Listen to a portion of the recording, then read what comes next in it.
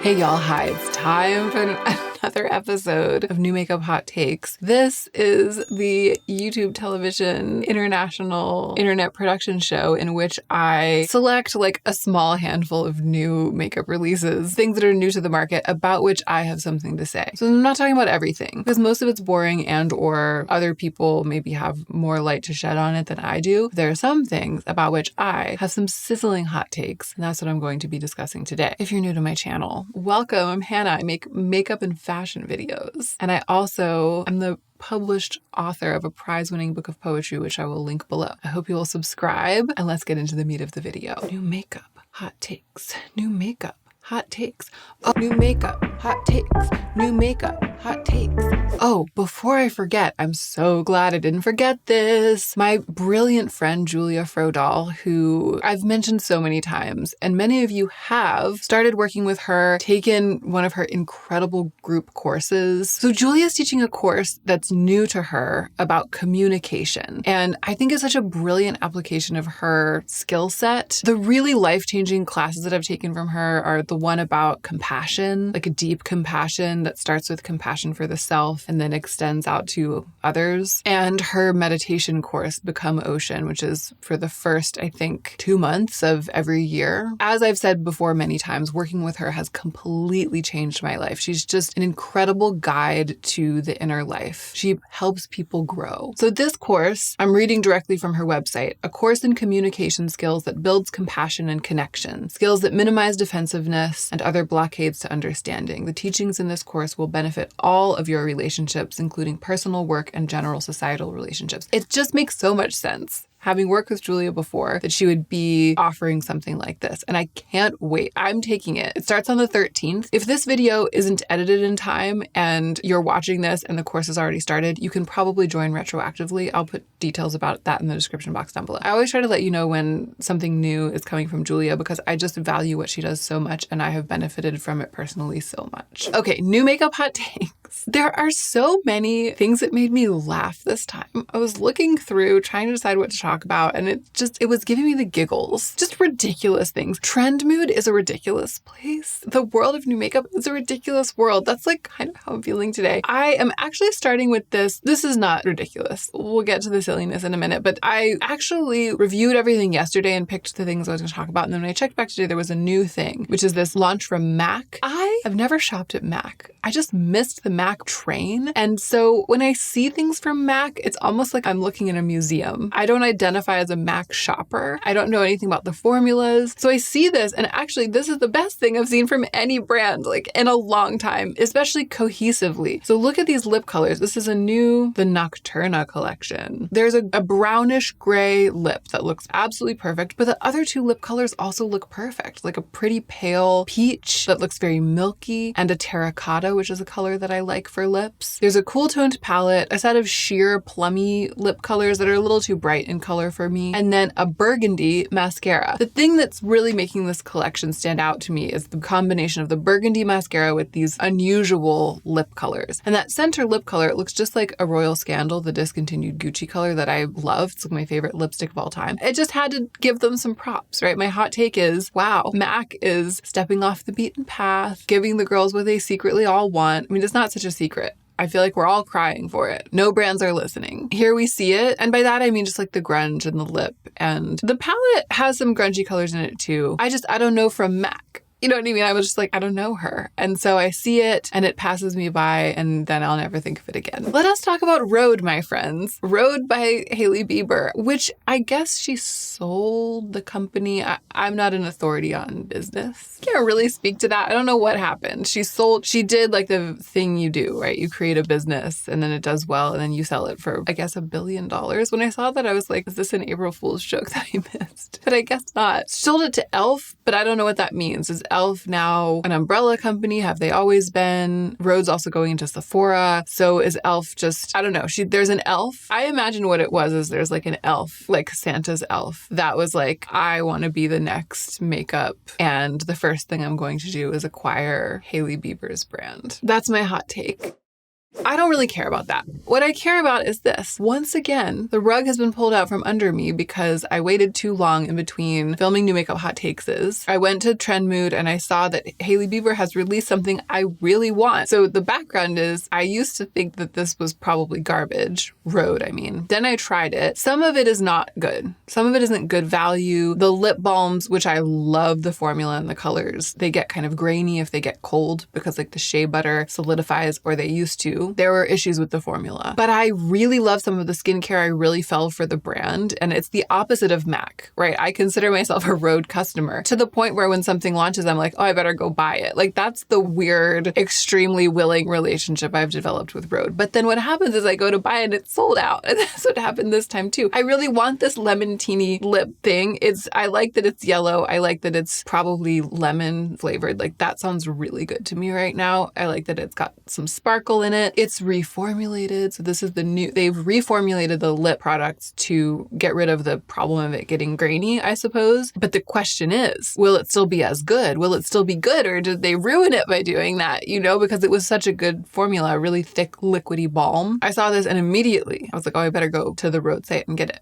Sold out. A new blush color, 2 new blush colors, but one of them, perfect for me, tan line, a pinky tan, sold out. And the third new thing from Rhode, a glazing mist, a face spray, couldn't care less. Don't even want it. I didn't even check for it. It may or may not be sold out. I'm hoping that with the e.l.f. in charge now, instead of Hailey, that e.l.f. has a better sense of like how many lemontini lip balms he needs to produce before making an announcement about selling them. I'm also hoping that these products being in Sephora will mean that there's more stock and that this won't happen to me. This is like the 5th or 6th time on New Makeup Hot Takes that have been like, here's the news. I found out that Rhode released something I want that is now sold out and is never going to be made again. Topicals. This is like the boring stuff that I care about, okay? But we're all here for the same reason. Social contract, right? We're all here to discuss this. We're all in the absolute weeds of the makeup world. Topicals, I guess, is like a skincare brand. Then they came out with this mint balm, Slick Salve Glossy Lip Balm for soothing and hydration. It looked great. Everyone said it was great. I wanted it. But I don't really like mint in a thing like that. And it was green. It just was very attractive looking. My favorite type of lip product right now is a thick liquid balm a la Hailey Bieber. This is that. I've wanted this since the day it was born. Every time I see it, I'm like, I want that. And then I'm like, oh no, but it's green and it's mint, so I don't. Then they released another color, acai. And I was like, oh, it is the thing I wanted but didn't want, but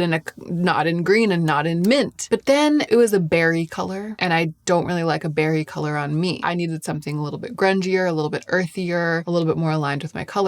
Enter Papaya. New shade. Slick Salve Glossy Lip Balm for soothing and hydration in Papaya. The perfect shade for a thing like this for me. The time has come for Topicals to lip sync for their life, basically. And by that, I mean for me to try it and tell you if it's good or not. The only negative reports I've seen on that is that it can be sticky, so I might hate it. But the color looks great. Okay, hot take on Miss Dior eyeshadows. I'm not going to buy any of these. Usually what I do here in New Makeup Hot Takes is try to talk all of us out of buying anything, sort of. I mean, I'm also honest about things that are right for me. For example, the Topicals. For the most part, it's like you see something, you get that impulse to buy it, and then you question that impulse, you interrogate it and ask, do I really need to buy it? Where is that impulse coming from? Is it the industry? Does it spring from like the unhealed wounds of my youth or something? You know what I mean? And then you kind of realize as you interrogate it that you probably don't need to actually spend your money and actually acquire another object. That's mostly what we do here. That's how I feel about this. The thing, though, that is making it worthy of discussion is that it's so different for Dior. So Dior usually makes makeup in this shape. And I think this is why I like it. The shape of the packaging looks like classic Dior, which is just boring to me. I like the Dior Backstage, those acrylic palettes that have like 9, I had to count in my mind, 9 pans. I have one of those, the Cool Tone, the Smoky Eye palette or something. I love that. It's like my favorite eyeshadow palette and definitely my most used right now. So I don't think everything that Dior does is boring and lacks edge. They are doing some edgy things. And this is just an example of their ability to do that. The thing that makes it so cool is that they might even be using like the same components as just really traditional, crusty, old, boring Dior. They have printed the shadows in a way that makes it look sort of like graffiti. The colors actually are kind of boring. There's a green in one and a black, which is nice. And there's a purple, or there's a magenta in one of the other ones. But other than that, the colors look just extremely run of the mill. If it weren't for the way that they're overprinted made and packaged these bags with the paint on them, the marketing, they would be so blah. But there's something about, not just something, we know what it is, right? The way that they've dressed it up makes it feel so exciting and cool. And the juxtaposition of those two things, kind of the old and the new, the grungy and the classy, makes it feel really covetable and like art, sort of. It's just really, really skillfully done. And I wanted to point that out, partly because it's fun to see something skillfully done. Also because if that is the thing that's making you want to buy it, maybe you can reassess. Because sometimes I think when something's really skillfully done like this, it tricks me into thinking like, and therefore I must buy it. Or it's like the other way around. I see it and I'm like, oh, I have to have that. It's perfect. But then when I unpack it, I realize that that feeling of is just purely a response to it being skillfully done. It's not because I have to buy it. Mic drop. Moving on, y'all. This is the brashest example of oversaturation of color, like colors being too pink and red, too much pure color instead of any grunge or any nuance. Well, I was about to say the brashest example I've ever seen, but that's not true because there's a worse one coming up. But this is a very brash example. It's sawed because Summer Fridays, they make that great lip balm. They make that great cream mask, that flash mask. If someone was like, hey, Summer Fridays is coming out with cream blushes, I would be like, amazing. Can't wait to see them. They did it and they look beautiful. Blush butter balms made with skincare ingredients, a sheer flush of dewy color. We love to see it. But look at the colors. Look at this one. Look at this picture of the woman holding up her arm and all of these bright pinks. There's not a single grungy brown, terracotta, nude, anything that could be called anyone's nude. It's like 6 shades of watermelon of one kind or another. They will all look like clown makeup on me unless I use the teeniest amount and blend it out so much that I'm not even sure if what I have done might just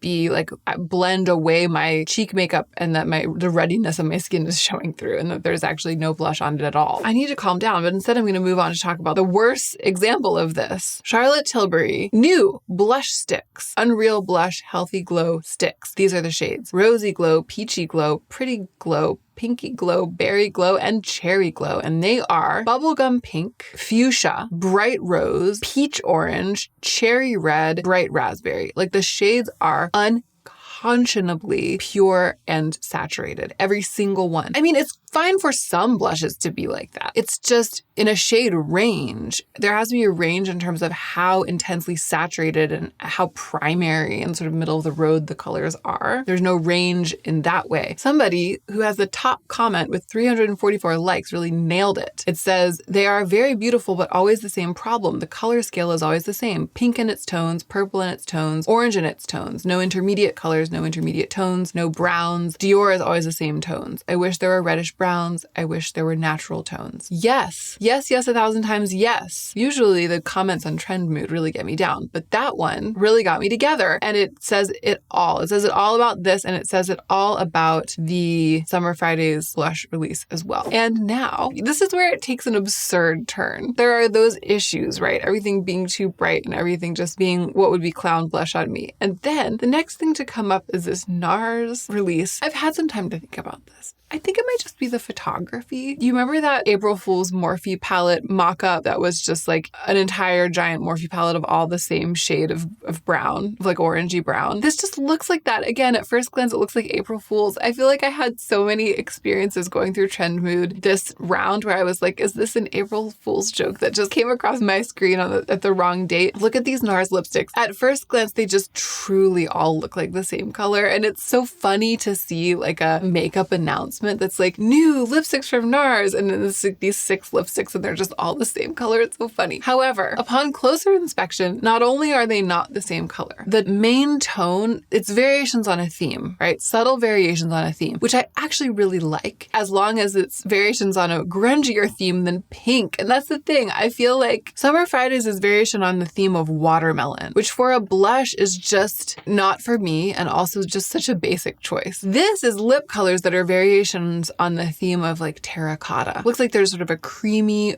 nudie terracotta, a deep wine-colored terracotta, a pale peachy terracotta, a true terracotta. These all just look really like shades of brick, and that I actually like. But then when you start looking closer, I think maybe it's just an issue of whoever photoshopped with it. Whoever on the NARS team was in charge of making fake pictures of their makeup, their monitor like needed to be recalibrated or something, and they ended up making it all kind of look the same when they're actually not that similar. It's great that they're not all just like variations, again, on watermelon or on pink or even on red. And so in that way, it's a little bit unusual. It's unusual to see a subtly varied shade range like this that is leaning into like brick nude.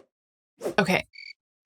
All one can do is laugh. Isamaya palettes coming to Sephora, right? So many issues. First of all, I reviewed the original Isamaya palette, and the trend mood note says, looks like they are bringing back the previous palettes, but with new packaging. If these are just the pre-existing Isamaya eyeshadow formulas in this very strange new packaging, I already know that I think the thumbnail, I know strong language, but I think the thumbnail actually said, I hate it. I tried to use that eyeshadow palette for so long. I'll link that video. It was like my first encounter with Isamaya. It did not go well. What is going on with the shape of this? I mean, I think maybe I'm not just getting it. Like maybe it's a reference to something. The comments are making me laugh. I'm here for it today. Someone said, okay, mitochondria. Okay, mitochondria with like 5 A's at the end and then a smiley face, an emoji with the heart eyes. It's so funny to me. It's like, come on, mitochondria. Someone else said, it reminds me of those throw up pans you see at the doctor's office. This is the thing. A lot of the Isamaya Sephora makeup is packaged to look slightly medical. And I mean, this looks medical in that it looks like a kidney and that's part of your body. There might be another reference to some kind of medical equipment that I'm missing. I mean, I guess mitochondria is also part of your body. It's just so unappealing. That's the thing that needs to be said. It's just so unappealing and nonsensical. I mean, it is being shown in a pan, in a kidney bean shaped metal tray. I think it is trying to look like some sort of tray for equipment. That's what it is, right? A surgeon's tray that you put like your scalpel on. Maybe that's what it's shaped like. It's just a swing and a miss. Or really just, is it even a swing? It's just a strange mitochondria miss.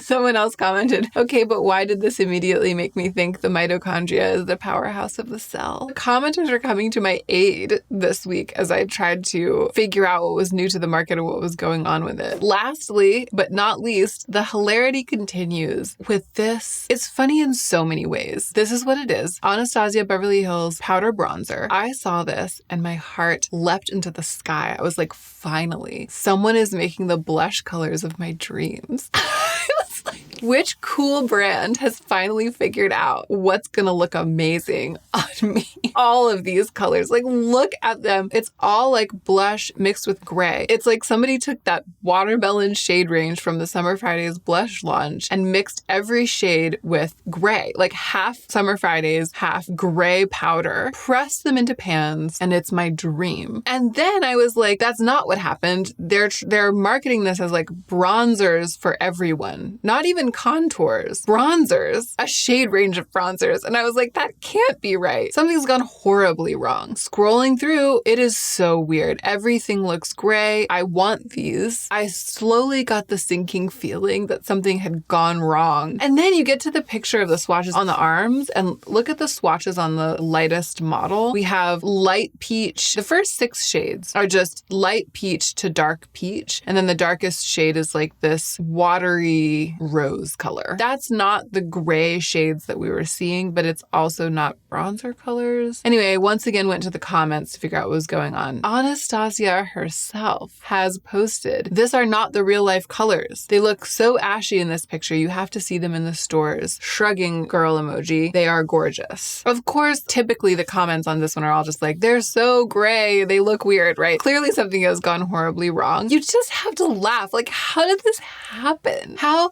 did this happen? So many people were involved in this, right? So many people spent so much time getting this imagery, taking these photographs, editing the images of the models, doing close-ups. Like so much money and so much time went into the project of just this, creating this Instagram post, creating the images to allow someone to post on Instagram to publicize this thing. And it is just so laughably bizarre looking for what it is supposed to be. That was giving me the giggles to begin with. If it actually did look like this, it would be the blush range of my dreams. It's like too much. It's all just too much. And that's where we're going to leave it today, my friends. Thank you for being here with me as I waded through these pretty lackluster and like avant-garde feeling. Like ultimately the experience was sort of out of body this week. I started to feel like I was cut loose and adrift from reality, which caused me to realize that everything is a hoax. And like, I was just like really like fracturing into 1,000 pieces and just like floating off into space. Like that's what these new makeup releases made me do this week. And I appreciate you coming along for the ride. I hope you're well. I hope you're taking care of yourselves. I hope you're taking extra good care of yourselves so that you can be the most effective versions of yourselves as you do your work in the world.